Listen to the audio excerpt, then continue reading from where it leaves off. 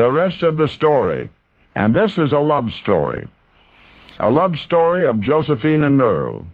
They were ordinary, unglamorous folks, leading rather ordinary, unglamorous lives, and yet the world is different today because he loved her. Earl Dixon was a well-educated fellow, a graduate of Yale and Lowell Textile Institute.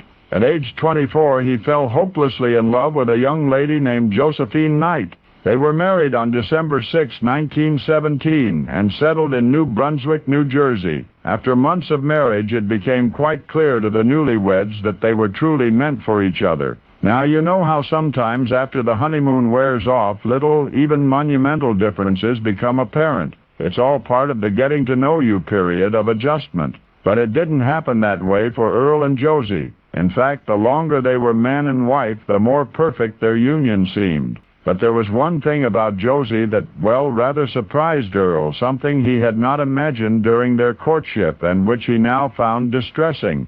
Josie was accident-prone. Hers were mostly minor accidents, but there were so many of them. The mishaps occurred most frequently in the kitchen. Every day as Earl returned home from work, he played a guessing game with himself. What trip-up or slip-up, he wondered, would Josie be waiting to tell him about this time? So slippery were the bride's butterfingers that had she experienced this difficulty today, in an era of health hyper-consciousness, she might have been concerned enough to visit the doctor. Inner ear problems are often at the root of accident proneness. Various other afflictions are sometimes blamed. And yet, prior to 1920, people like Josie were simply diagnosed as butterfingers, and that was that. Considering the circumstances, Earl was as loving and understanding as a husband could possibly be. If Earl was at home when Josie burned herself on a pot or cut herself with a kitchen knife, he faithfully ran to her side and inspected her wound. No matter how small, he would dress it neatly to prevent infection.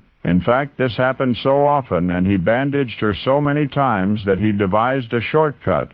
Earl came up with a less tedious way to say, "I love you." And yes, that is precisely when, where, and how it all began. Earl eventually showed his invention to his employer, and his employer made it, and him, famous.